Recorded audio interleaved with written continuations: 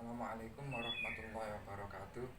Anak-anak, pada tema 3 subtema 1 PB3, yaitu yang akan kita pelajari ada dua macam pelajaran. Pertama tentang IPA, yaitu pentingnya keseimbangan dan pelestarian sumber daya alam dengan melalui pelestarian melalui tumbuhan. Yang kedua adalah bahasa Indonesia, yaitu mengenai menggali informasi yang diperoleh dari seorang tokoh melalui wawancara yang menggunakan daftar pertanyaan. Pada kali ini kita akan bahas tentang pelestarian dan keseimbangan alam, sumber daya alam melalui pelestarian tumbuhan.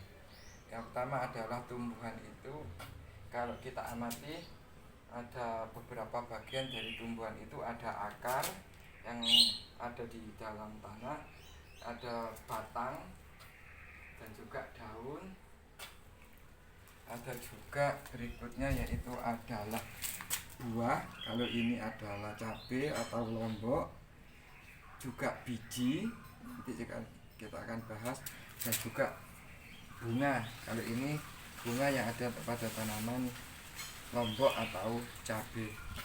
Yang pertama kita bahas adalah tentang akar. Akar itu kalau di kitab kalian ada dua macam, ada akar serabut dan akar tunggang. Jika akar serabut bentuknya kecil-kecil, lebih menyebar di seluruh bagian dan ukurannya hampir sama. Kalau ini tanaman kangkung, ini akarnya akar serabut kecil-kecil, ini berfungsi nanti mencari air dan zat mineral atau yang ada dalam tanah, unsur haranya untuk bertumbuh kembang biakan dari kangkung ini. Jika akarnya itu akar tunggang, maka akan ada satu bagian akar yang besar yang nancap ke tanah dan diikuti dengan beberapa akar yang ada di sekitarnya yang akan, kalau dikotil nanti untuk tumbuh apa itu yang mangga ini, seperti ini. Untuk yang bijinya berkeping dua atau dikotil. Nah, berikutnya bagian tumbuhan yang berikutnya ada batang. Batang ini berfungsi untuk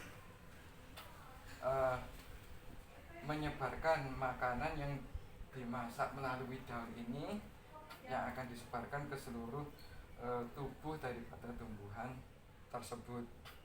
Batang kita bagi menjadi dua, ada batang basah yang seperti kangkung ini, atau batang berair yang berongga, ada banyak unsur airnya dan juga udaranya yang ada di dalamnya. Batang kedua batang kayu seperti ini. Nanti ini akan ada, karena ada kambium yang berfungsi untuk ada kulitnya seperti ini, yang mampu membuat batang kayu ini menjadi lebih besar karena unsur airnya sedikit.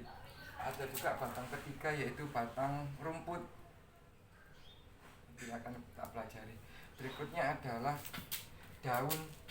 Daun di sini berfungsi untuk melakukan fotosintesis, memasak makanan dengan bantuan sinar matahari dan juga air dan zat mineral dan unsur hara yang ada di dalam tanah, mampu memasak makanan. Apabila sudah, nanti akan disebar ke seluruh bagian tubuh dari tumbuhan tersebut. Berikutnya ada juga daun ini juga berfungsi untuk bernafas. Di baliknya itu ada stomata, nanti untuk nafas dari tumbuhan tersebut. Juga nanti akan menghasilkan oksigen yang kita hirup sehari-hari. Berikutnya ada yaitu biji. Ini biji mangga. Nanti kalau ini kita mampu kita tanam, akan mampu menghasilkan tanaman atau tumbuhan baru. Nanti anak-anak bisa mempraktekkannya untuk menanam biji lombok saja ya. Anak-anak besok silakan membuat percobaan untuk disediakan pot tanaman. Berikutnya yaitu ada buah.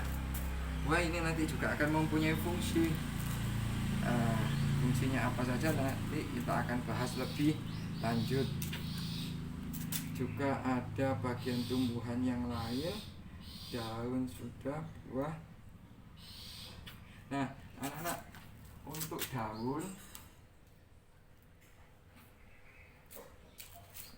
nanti juga akan tugas, nanti kalian selama mengikuti ujian juga bisa melakukan percobaan. Jadi kalian macam-macam daun itu ada yang menyirip seperti ini, ada juga daun sejajar seperti ini. Jadi ada juga yang menjari seperti yang kita amati yang ada pada pepaya. Nanti akan daunnya menjadi, kalian cari, tempel di kertas dan nanti difoto ya anak-anak. Kita cukupkan sekian, besok akan kita sambung lagi. Wassalamualaikum warahmatullahi wabarakatuh.